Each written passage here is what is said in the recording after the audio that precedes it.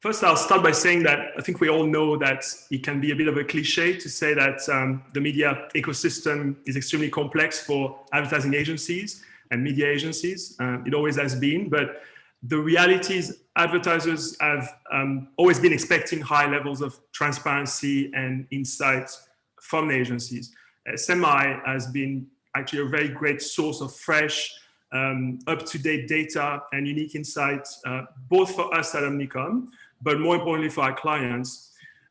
One of the main USPs of SMI and why we find the partnership so impactful to us is the ability to capture the vast majority of agency spend. So all big agency groups are included or are in the process of being included.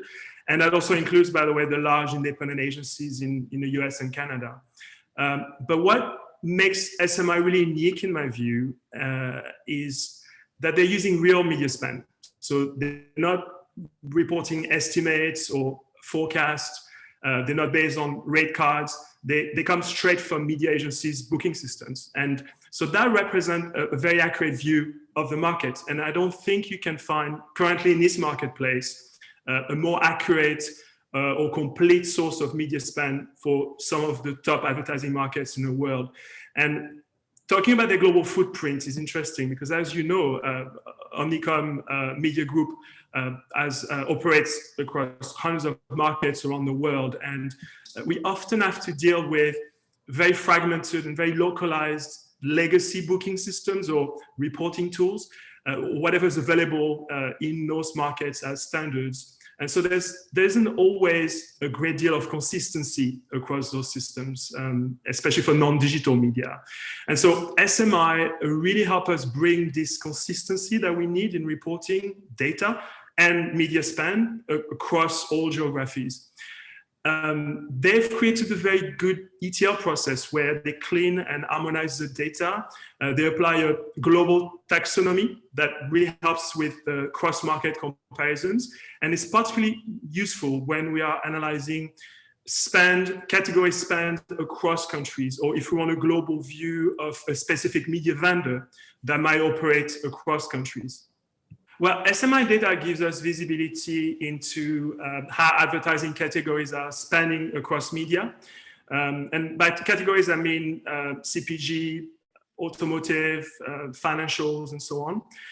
We can also drill down the market spend to a vendor level by type of inventory.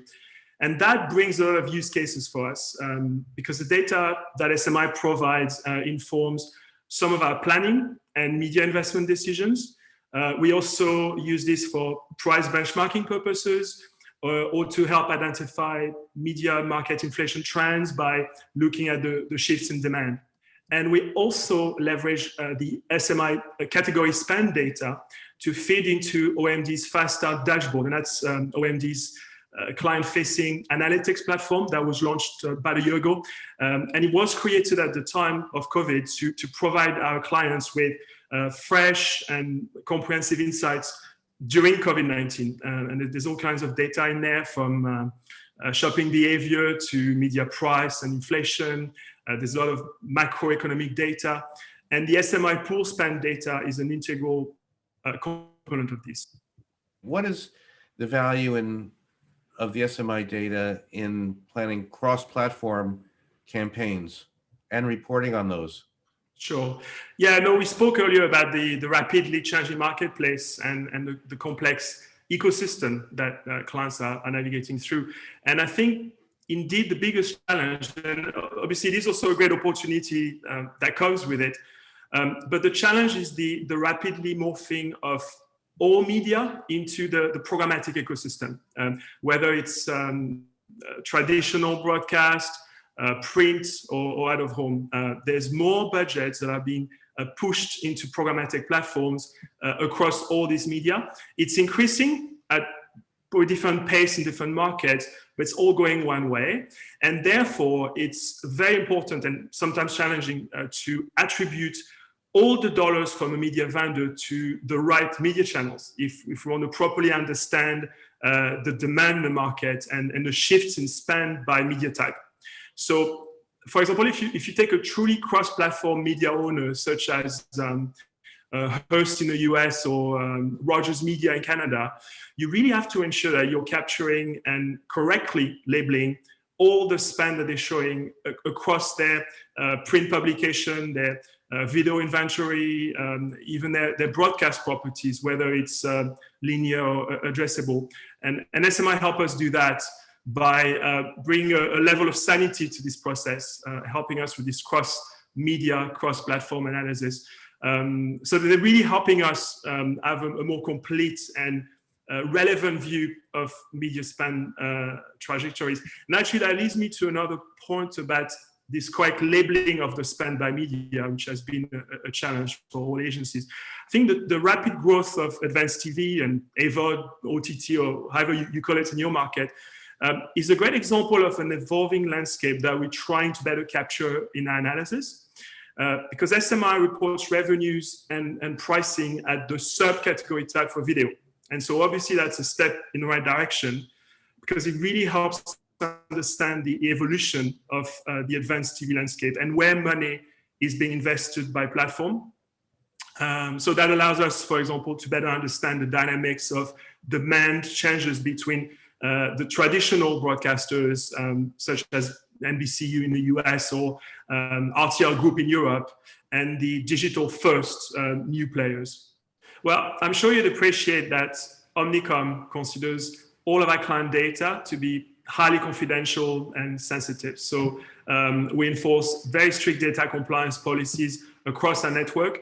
We work very closely with our technology teams, our legal compliance guys, and we always look for data and tech partners that share our uncompromising approach to data safety and to client confidentiality. So we've now been working with SMI for over 10 years in some of our markets, and they've built a very rigorous process to guarantee this integrity and the confidentiality of our data. So for example, any data that leaves our Omnicom server and gets pushed to SMI has already been anonymized and aggregated by our agencies. So there's no possibility for SMI to even identify individual advertisers or individual agencies within our network. SMI don't get this information for their pool. And then, of course, that data gets even further aggregated and anonymized by SMI when they build their pool. So not only clients are not identified at any point in time, but the agency groups within the pools cannot be identified and published either. So that's obviously very important to us. There's also a series of rules that SMI apply to the data when they build the pool.